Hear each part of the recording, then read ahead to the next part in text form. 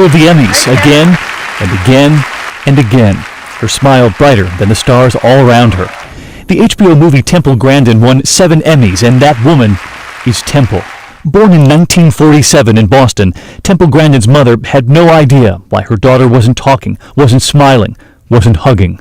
She was diagnosed with autism, changed her life, visiting her aunt's ranch, and Temple could see in animals what most of us could not.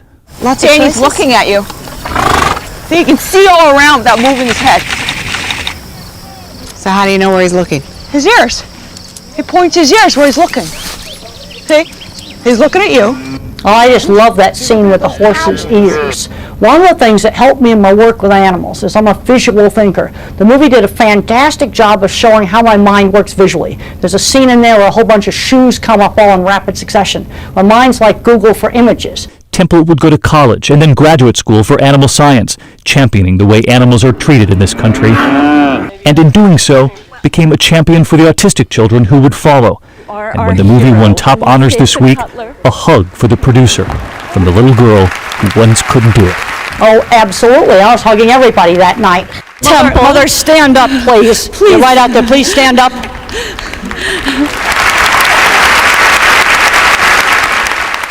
Giving credit to her mother there. And so we choose Temple Grandin. You never get cured of autism. But what you do is you learn better, is you learn more and more things, maybe a few words at a time. When I was a little kid, I was very autistic, nonverbal, rocking, that's the kind of kid they just put away in the institution. But I had a speech teacher that worked really hard with me, and I can't emphasize enough the importance of young children getting early intervention. You got a 2-year-old or 3-year-old with no speech, don't wait. High school was absolutely worst part of my life. Teasing. You see, autism is a very big spectrum. At one end of the spectrum, you got half the people at Silicon Valley. And then at the other end of the spectrum, you've got somebody who's very handicapped, remains nonverbal, is going to have to live in a supervised living situation. Really, really big spectrum. And Einstein probably be labeled autistic today in a lot of school systems because he had no speech until age 3.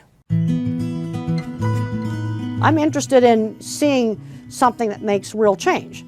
I've done a lot of work that's made a lot of improvements in the livestock industry, and I think I've helped a lot of kids succeed. I want to see the kids that are like me succeed. That's the kind of stuff that makes me happy. When I see the things that I do make a difference. You see, the autistic mind tends to be a specialist mind. Good at one thing, bad at something else.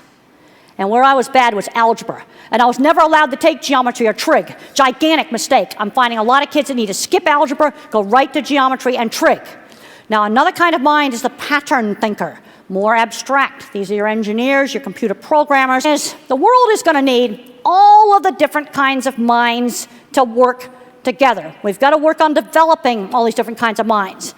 And one of the things that's driving me really crazy as I travel around and I do autism meetings is I'm seeing a lot of smart, geeky, nerdy kids. And they just aren't very social. And nobody's working on developing their interest in something like science. Else. Let's say the kid's fixated on Legos. Let's get them working on building different things. The thing about the autistic mind is it tends to be fixated. Like if the kid loves race cars, let's use race cars for math. Let's figure out how long it takes a race car to go a certain distance. In other words, use that fixation in order to motivate that kid. That's one of the things we need to do. And really get fed up when the teachers, especially when you get away from this part of the country, they don't know what to do with these smart kids. It just drives me crazy. Men would still be socializing in front of a wood fire at the entrance to a cave. Because who do you think made the first stone spear? It was the Asperger guy, and if you were to get rid of all the autism genetics, there'd be no more Silicon Valley, and the energy crisis would not be solved. So autism is not a psychological problem. I am not familiar with the Rimland report. Calm down, sweetie. Sweetie, calm down. It would be better if you could get her to sit calmly. Try to control her. What are you talking about? But we were told self-stimming is good. It eventually calms them. Self-stimming? Yes, self-comforting. Self-stimulation, rocking, spinning, rolling on the floor, flapping. Oh, I think spinning is good. And rolling, too. Self-stimulation does seem to eventually calm the nervous system. It can be a way to compensate for not being held. Being held by another person is scary, but rolling or being held by surfaces produces the calming effect that ordinary children get from a hug. How old's your child? Well, I don't have children. No, I'm autistic. And I need the sensation of being hugged. And I've developed a machine that I get into and hugs me, and I'm different afterwards. I'm more social. Well, I didn't speak until I was 4. Now I have a BA and a master's, and I'm studying for my doctorate. How did you learn to speak? Please don't shout. Please don't shout. Most autistic people are very sensitive to sounds and colors. Overstimulation hurts. You know, people talking too much at once, can cause us to panic. How did you get cured? Well, I'm not cured. I'll always be autistic. My mother refused to believe that I wouldn't speak. And when I learned to speak, she made me go to school. And in school and at home, manners and rules were really important. They were pounded into me. I was lucky. All these things worked for me. Everyone worked hard to make sure that I was engaged. And they knew I was different, but not less. I had a gift. I could see the world in a new way. I could see details that other people were blind to. My mother pushed me to become self-sufficient. I worked summers at my aunt's ranch, went to boarding school and college.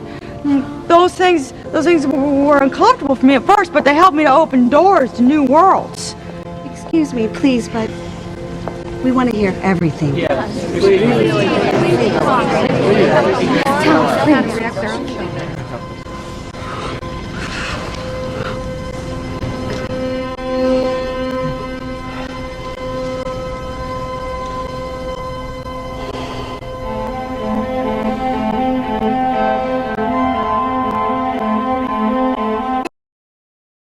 Severe handicap.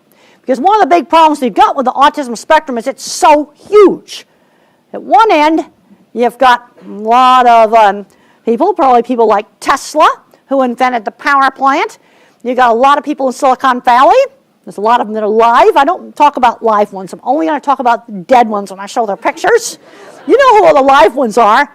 You can look them up in Business Week magazine, and it's really, really obvious.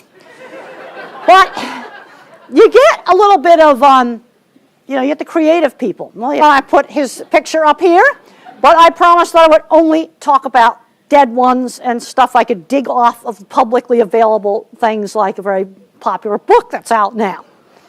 Now, the thing I want to get you to think about is what would happen to little Albert today? Little Albert Einstein. He had no language until he was 3 years old. Wasn't very social, liked to line up blocks. He'd probably be labeled autistic spectrum today. Little Stevie. Oh, weird loner. This is right out of publicly available information. A weird loner that brought snakes to his elementary school and turned them loose. And then he was bullied and teased. And what saved him was getting out in the neighborhood computer club. This brings up a really important thing, getting these teenagers that are kind of different. Now today they're getting addicted to video games. Sometimes getting addicted to video games and get an autism diagnosis and get paid Social Security to play video games. Hi, I'm Alex Lin, the co-founder of Autism Rocks and Sport Inc. Thank you so much for watching this video, and I hope you will subscribe to our YouTube channel, www.youtube.com/autismrocksevents, and you'll follow us on all forms of social media at Autism Rocks Events. And I hope you can donate to www.autismrocksevents.org. And if you want to donate on my Instagram, please press the link in our bio. And I hope you can follow our coverage of Autism Awareness Months. And we will showcase a bunch of individuals who are very talented. So keep updated. And the donations will go towards a very good cause for the concert, for future concerts. And also a portion will go towards the coronavirus efforts if you donate. Thank you so much.